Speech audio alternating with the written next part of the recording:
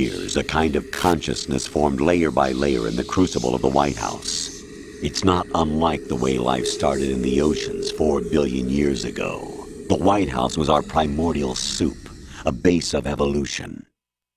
We are formless. We are the very discipline and morality that Americans invoke so often. How can anyone hope to eliminate us?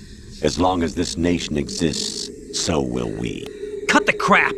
If you're immortal, why would you take away individual freedoms and censor the net?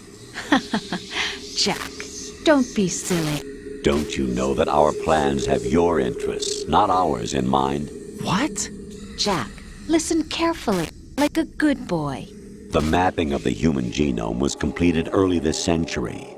As a result, the evolutionary log of the human race lay open to us. We started with genetic engineering. And in the end, we succeeded in digitizing life itself. But there are things not covered by genetic information. What do you mean? Human memories, ideas, culture, history. Genes don't contain any record of human history. Is it something that should not be passed on? Should that information be left at the mercy of nature? We've always kept records of our lives, through words, pictures, symbols, from tablets to books. But not all the information was inherited by later generations. A small percentage of the whole was selected and processed, then passed on. Not unlike genes, really. That's what history is, Jack. But in the current digitized world, trivial information is accumulating every second, preserved in all its triteness, never fading, always accessible. Rumors about petty issues, misinterpretations, slander. All this junk data, preserved in an unfiltered state, growing at an alarming rate. It will only slow down social progress, reduce the rate of evolution. Right. You seem to think that our plan is one of censorship. Are you telling me it's not? You're being silly. What we propose to do is not to control content, but to create context. Create context? The digital society furthers human flaws and selectively rewards development of convenient half-truths. Just look at the strange juxtapositions of morality around you. Billions spent on new weapons in order to humanely murder other humans. Rights of criminals are given more respect than the privacy of their victims. Although there are people suffering in poverty, huge donations are made to protect endangered species. Everyone grows up being told the same thing. Be nice to other people. But beat out the competition. You're special. Believe in yourself and you will succeed. But it's obvious from the start that only a few can succeed. You exercise your right to freedom, and this is the result. All rhetoric to avoid conflict and protect each other from hurt. The untested truths, spun by different interests, continue to churn and accumulate in the sandbox of political correctness and value systems. Everyone withdraws into their own small gated community, afraid of a larger forum. They stay inside their little ponds, leaking whatever truth suits them into the growing cesspool of society at large. The different cardinal truths neither clash nor mesh. No one is invalidated, but nobody is right.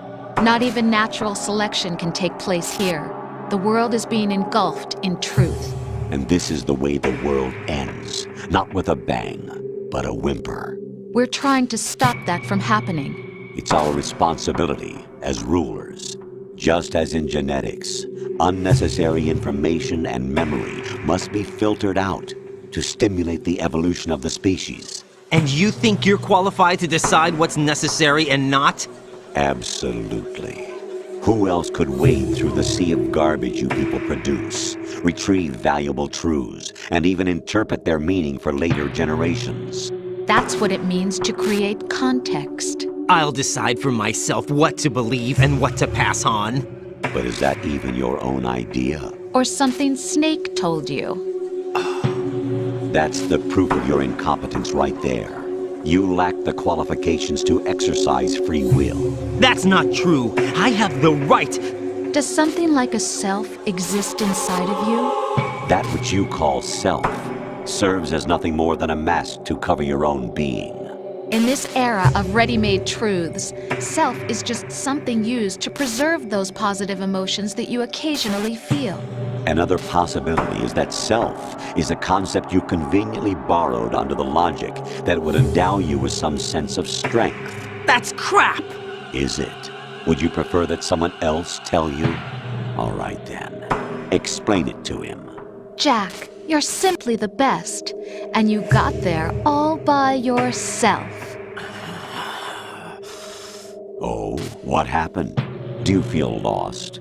Why not try a bit of soul searching? Don't think you'll find anything, though. Ironic that although self is something that you yourself fashioned, every time something goes wrong, you turn around and place the blame on something else. It's not my fault. It's not your fault. In denial, you simply resort to looking for another, more convenient truth in order to make yourself feel better. Leaving behind in an instant the so-called truth you once embraced. Should someone like that be able to decide what is truth? Should someone like you even have the right to decide? You've done nothing but abuse your freedom. You don't deserve to be free. We're not the ones smothering the world. You are.